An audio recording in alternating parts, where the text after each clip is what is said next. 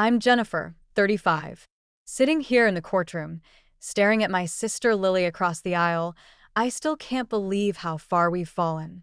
Lily's face is a mask of cold determination as she listens to the judge review her lawsuit, demanding $4,000 a month in emotional damages she claims I've inflicted since we were kids. The silence in the room is deafening when Judge Thompson finally looks up from the papers. In my 25 years on the bench, he says, I've never seen such a blatant attempt to turn family strife into a cash grab. That statement hit me like a ton of bricks. It was the culmination of a nightmare that started long before this courtroom showdown. If you've ever had a family member turn on you over money, you know the sick feeling that settled in my stomach that day. I remember gripping the edge of the table so tightly my knuckles turned white. But let me take you back to the beginning. Growing up in Seattle, our family seemed perfect on the outside. My father, Henry, was a high-flying stockbroker, bringing in a hefty income that allowed us to live in a sprawling mansion in the suburbs. My mother, Victoria, was a socialite, always involved in charity events and the local high society scene. To our neighbors and friends, the Harris family was the epitome of success and privilege. However, behind closed doors, things were far from ideal, especially between Lily and me. With a 5-year age gap, Lily was the golden child from the start. By the time I was starting to form memories, she was already winning beauty pageants and excelling in dance competitions. At 10, she was on the cover of a local fashion magazine, while I struggled to fit in at school. Look at Lily, my mother would gush to her friends at our fancy dinner parties. She's a natural star. Some kids are just born with it. I'd be sitting in the corner, trying to stay out of the way, feeling like an invisible shadow in my own family. I remember one parent-teacher conference when I was 11. My teacher had praised my writing skills and how I'd helped organize a school fundraiser. On the way home, I was so excited to share the good news, but my parents were too busy talking about Lily's upcoming National Dance Championship. When I finally managed to mention my teacher's words, my father just gave me a dismissive glance. That's nice, Jennifer. Maybe one day you'll be as successful as your sister. Their favoritism was evident in every aspect of our lives. For Lily's 18th birthday, she got a brand new sports car and a lavish party that was the talk of the town. When my 18th birthday rolled around, I got a lecture about the importance of saving money and a promise of a small gift if I got good grades. Christmas presents were no different. Lily would unwrap designer clothes and expensive jewelry, while I got practical things like books and stationery. Family vacations were always planned around Lily's interests.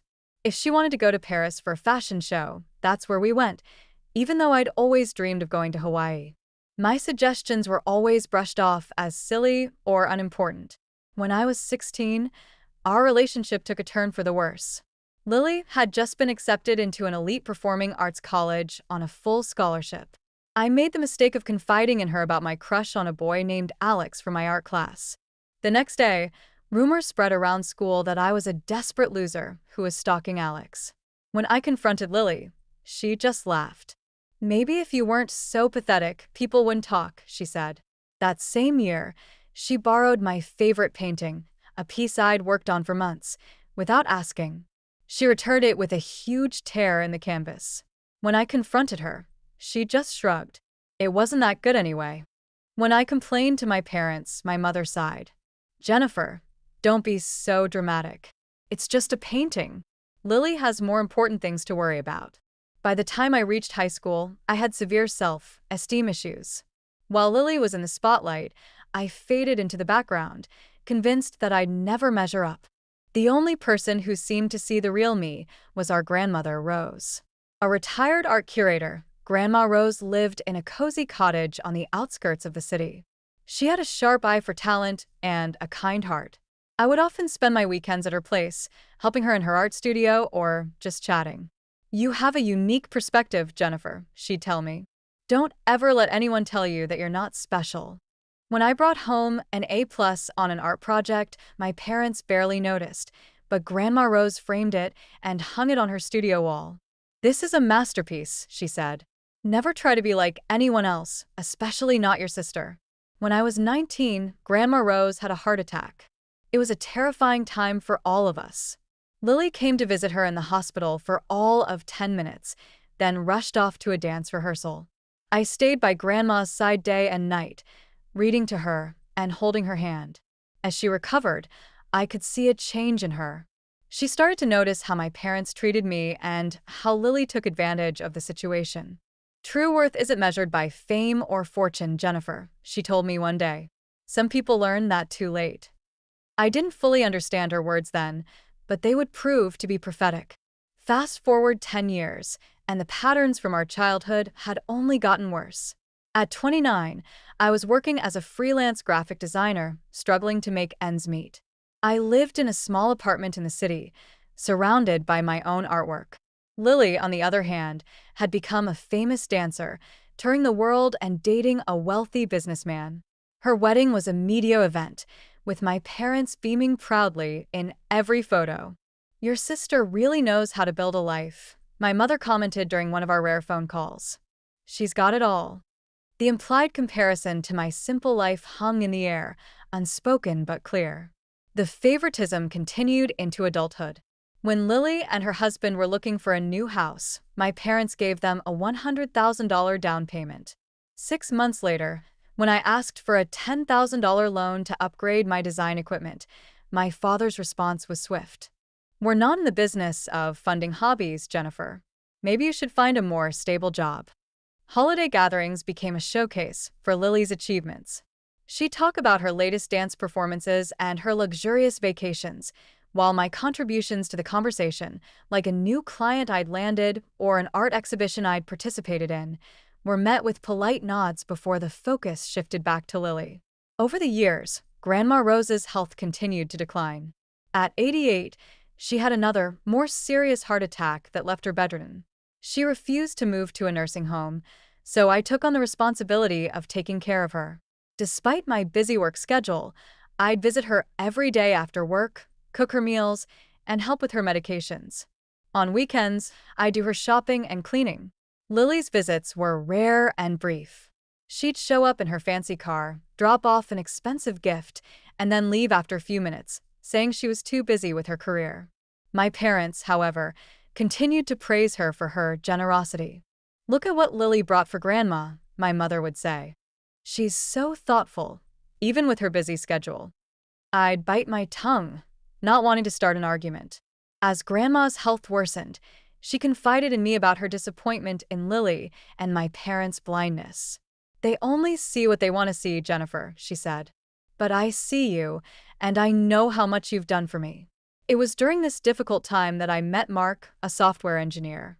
He was kind-hearted and understanding, and he quickly became my rock. Unlike my previous boyfriends, who couldn't handle my family obligations, Mark would come with me to visit Grandma, helping with odd jobs around the house and listening to her stories. "Your family dynamic is challenging," Mark said after one particularly uncomfortable family dinner where my parents had spent the whole time fawning over Lily's latest award. "Toxic," I corrected him. He squeezed my hand. "You don't have to put up with this, you know." Before Mark, I'd never thought about setting boundaries with my family. Their treatment of me had seemed normal, an inevitable part of my life. But Mark's perspective made me realize how unhealthy our family patterns were. The turning point came at Grandma Rose's 90th birthday party. I'd spent weeks planning a small gathering at her cottage, inviting her old friends and making a photo album of her life. Lily showed up 2 hours late, interrupting Grandma's friend in the middle of a story to present an expensive diamond bracelet. When it was time for Grandma to say a few words, she reached for my hand. "I want to thank you all for coming," she said, her voice weak but clear. "But most of all, I want to thank my Jennifer. While others bring me beautiful gifts now and then, Jennifer gives me the most precious gift of all, her time and her love. That's what family is all about." The room fell silent. Lily's face turned bright red, and her fingers tightened around her champagne glass. My parents shifted uncomfortably in their seats. Mark, sitting beside me, squeezed my hand supportively. Later, as the guests were leaving, I overheard Lily talking to my mother in the kitchen. "She's clearly senile," Lily said dismissively, as if Jennifer's little visits compared to the financial support I provide. I stepped away, feeling a strange mix of vindication and sadness. For the first time, I'd been publicly recognized in my family, but it also highlighted the deep divide between us. 3 months after the party, Grandma Rose passed away peacefully in her sleep. I was with her the night before, reading her favorite poem. Her last words to me were, "You're the heart of this family, Jennifer. Never forget that." The next morning, when I got the call, I rushed to her cottage. My parents were already there, and Lily pulled up in her sports car a few minutes later, looking annoyed. "I had to cancel a meeting for this," she announced, as if her sacrifice was the most important thing. The funeral arrangements were a battle. Lily took control, insisting on a lavish funeral at an expensive chapel, even though Grandma had always said she wanted a simple service at the local church. I focused on the personal touches, like selecting Grandma's favorite hymns and making a memory board with photos of her life. A week after the funeral, we gathered at Grandma's lawyer's office for the reading of the will.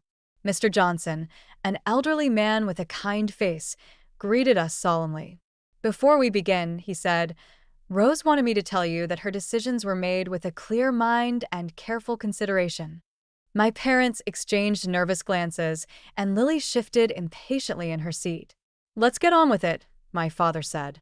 Mr. Johnson began reading the will, and my mind started to wander, thinking about all the good times I'd had with Grandma. I was snapped back to reality when I heard my name. "To my granddaughter, Jennifer Harris, I leave my cottage and all its contents, as well as a sum of $300,000 for my savings. I hope she will use this to pursue her artistic dreams and build the life she deserves." The room fell silent. I felt like the air had been sucked out of my lungs. Lily's face went completely white, and then a look of pure fury crossed her features.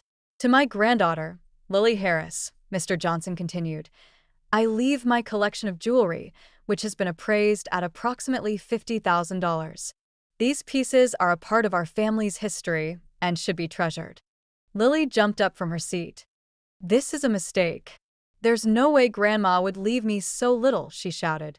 Mr. Johnson calmly replied, "Rose amended her will 6 months ago, after a long period of reflection. Her wishes are clear." Lily's eyes narrowed. She was manipulated. Jennifer must have done something to influence her.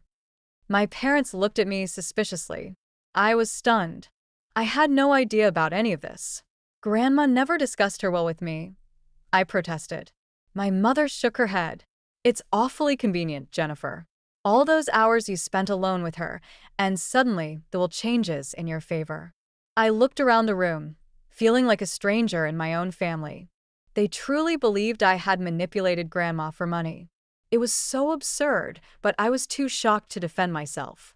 Over the next few weeks, the situation escalated. Lily launched a smear campaign against me among our extended family and friends. Suddenly, relatives who had always been friendly became cold and distant. My aunt called to ask if the rumors were true that I had isolated Grandma from Lily. It was ridiculous, considering Lily had barely visited Grandma in her last years. At family gatherings, which became increasingly tense, Lily would make cutting remarks about me, calling me a fortune hunter and a manipulator. My parents, instead of standing up for me, remained silent, effectively taking Lily's side. Mark, seeing how much I was suffering, suggested I try to reach a compromise. "Maybe you could offer to split some of the assets with Lily," he said one evening as I sat on the couch, crying. "Not because you have to, but to end this nightmare."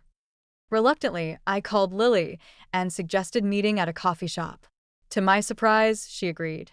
When we sat down at a table, I took a deep breath. "I know Grandma's decision hurt you, and that wasn't my intention. What if we sold the cottage and split the money? We could each keep the specific items she left us." Lily stared at me, her expression cold. "That's your idea of a compromise? You're still getting more than I should have to give you. This is about justice, Jennifer. You stole my inheritance." I felt my temper rising. I didn't steal anything. I took care of Grandma because I loved her, not for the money. Lily laughed sarcastically. "Save it. I've already talked to our family lawyer." I can contest the will on the grounds of undue influence, and with Mom and Dad's testimony, I have a strong case. I felt the blood drain from my face. There was no undue influence. I was just being a good granddaughter. Lily's smile was cruel. We'll see what a judge has to say about that. 2 days later, Mr. Johnson called to tell me that Lily had indeed filed a lawsuit. He warned me that contests could be unpredictable and ugly. As the legal battle began, Lily's legal team, led by a high-powered lawyer, started to dig into my life. They requested my childhood diaries, my emails with Grandma, and my financial records. They also presented false evidence, like doctored photos that made it look like I was being mean to Lily when we were kids, and statements from my parents that painted me as a scheming manipulator. The stress of defending myself started to take a toll on my life. I was constantly distracted at work, missing deadlines and producing sub-partisans. My clients started to lose confidence in me, and I was in danger of losing my business. I couldn't sleep at night, haunted by nightmares of losing everything. Mark was my rock throughout this ordeal. He took on extra freelance projects to help pay for our legal fees, and he accompanied me to every meeting with our lawyer, Sarah. Sarah was a tough but fair lawyer. "This lawsuit is baseless," she said after reviewing the evidence. "But family cases can be tricky. Lily is determined, and she has a lot of resources at her disposal. We need to be prepared." As we prepared for the trial, I made a shocking discovery. While going through Grandma's old papers, I found a hidden journal. In it, Grandma had written about her concerns regarding Lily's behavior in the last few years. One entry in particular stood out. "Lily visited today after months of no contact. All she talked about was my will. When I changed the subject, she got angry. I'm starting to wonder if her interest in me is only about the money." There was also a memory card taped to the back of the journal with a note saying, "Record of Lily's true nature." When Mark and I watched the videos on the card, we were horrified. In one video, Lily was rummaging through Grandma's desk drawers while she was taking a nap. In another, she was on the phone, complaining about having to visit Grandma and saying how much she was looking forward to getting her inheritance. I showed the journal and the videos to Sarah. She was cautiously optimistic. "This is strong evidence, but using it means exposing Grandma's private thoughts. Are you comfortable with that?" I thought about it for a long time. Grandma had always been a private person, but I knew she would want the truth to come out. "Let's use it if we have to," I said. The pre-trial hearing arrived. The courtroom was filled with tension as Lily's lawyer presented her case, painting me as a master manipulator who had turned Grandma against Lily. I sat there, listening in disbelief, as they twisted the truth. When it was our turn to present our defense, Sarah methodically picked apart Lily's evidence, showing the inconsistencies and falsehoods. I could see a flicker of doubt cross the judge's face. However, Judge Thompson decided to allow the case to proceed to a full trial. "The court takes allegations of family-related emotional distress seriously," he said. "While there are concerns about the credibility of some of the evidence, there is enough cause for a full examination."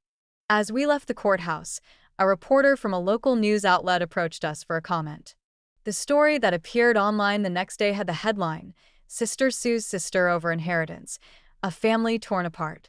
It only added to the public spectacle and the pressure I was feeling. But something inside me snapped. I was tired of being the victim. With Grandma's inheritance, Mark's support, and the evidence I had, I decided to fight back with everything I had. The day of the trial finally arrived. Lily arrived in a designer suit, looking every bit the victim, while I wore a simple black dress, determined to present myself as honestly as possible. Lily took the stand first, and she painted a picture of our childhood that was completely unrecognizable. She claimed that I had been jealous of her from the start, sabotaging her achievements and undermining her self-esteem. She described incidents that never happened, like me deliberately ruining her dance costumes and spreading false rumors about her. Under Sarah's cross-examination, however, Lily's story started to fall apart. Sarah pointed out the lack of evidence for her claims and the contradictions in her testimony. By the time Lily stepped down, her confident facade had cracked. My parents testified next, supporting Lily's version of events. But when Sarah Cross examined them, they were forced to admit that they had never actually seen me engage in the behaviors Lily described. After lunch, it was my turn to testify. I told the court about our childhood from my perspective, the favoritism I had endured, and the love and care I had given to Grandma.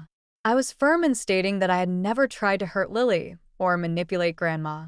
When Lily's lawyer cross-examined me, he tried to provoke me, but I remained calm. I refused to let him get under my skin. The trial took an unexpected turn when Sarah called Dr. Miller, a family therapist who Lily had seen briefly a few years ago.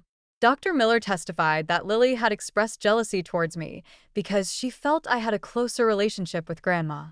He also said that Lily had never mentioned any psychological abuse from me during their sessions. Lily was furious. She stood up and shouted, "He's lying. This is all a conspiracy." Judge Thompson warned her to control herself, or she would be held in contempt.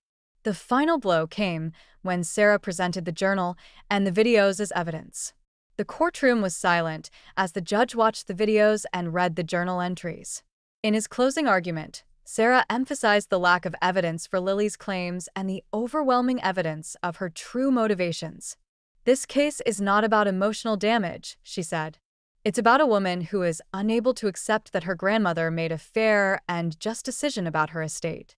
After a day of deliberation, Judge Thompson delivered his verdict. After careful consideration of the evidence presented in this case, he said, "The court finds that the lawsuit brought by Lily Harris against Jennifer Harris is frivolous, vindictive, and without merit. Lily's attempt to contest the will on false grounds is an abuse of the legal system." Lily's face turned white as the judge continued. Furthermore, considering the nature of this lawsuit, the court orders Lily to pay Jennifer's legal fees in full. Lily was in shock. She stood up, screaming and crying, as court officers escorted her out of the courtroom. In the days that followed, the consequences of the verdict rippled through our lives. Lily's husband filed for divorce, saying he couldn't stand by her after seeing her true nature. Her career also took a nosedive as clients and colleagues learned about her unethical behavior. My parents reached out to me, apologizing for their blind support of Lily. We started family therapy, and slowly, we began to heal the wounds in our relationship. My design business started to thrive again, thanks to the positive media attention and the new clients who were impressed by my resilience. Mark and I got engaged, and we used part of Grandma's inheritance to buy a small house and start a new life together.